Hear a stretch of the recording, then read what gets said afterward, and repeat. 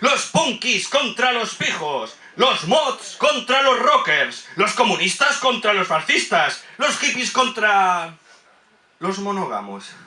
Pero los poetas contra los poetas, los poetas contra los poetas, los poetas contra los poetas. Los subnormales contra los superdotados, los hedonistas contra los espartanos, los oráculos contra los físicos, los analfabetos contra los premios Nobeles. Pero los poetas contra los poetas, los poetas contra los poetas, los poetas contra los poetas, los proxenetas contra los curas, los pederastas contra los niños, los policías contra los estudiantes, los ciclistas, los perros, los ciudadanos. Los mentirosos contra los sinceros, pero los poetas contra los poetas, los moralistas contra los nihilistas, los madridistas contra los culés, los catalépticos contra los histéricos, los deltas contra los manantiales, los astrónomos contra los agricultores, los verdugos contra los ejecutados, los ancianos contra los fetos, Tarzán contra la osteoporosis.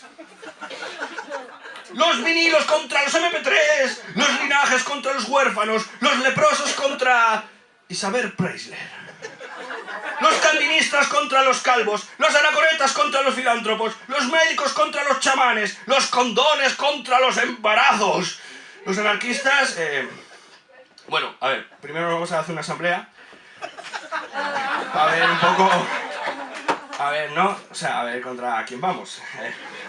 Pero los poetas contra los poetas, los poetas contra los poetas, los poetas contra los poetas, los fumadores contra la fotosíntesis, los criados contra los amos, los ciegos contra los oculistas, los lentos contra el jarteno, los ajedrecistas contra el parchís, los monólogos contra los epitafios, los genetistas contra los animistas, los burgueses contra las hamburguesas, los primeros de la clase contra los últimos de la fila.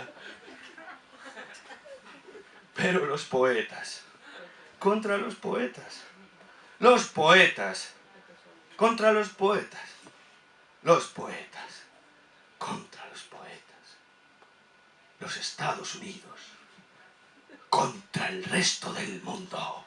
Y a ver la mano.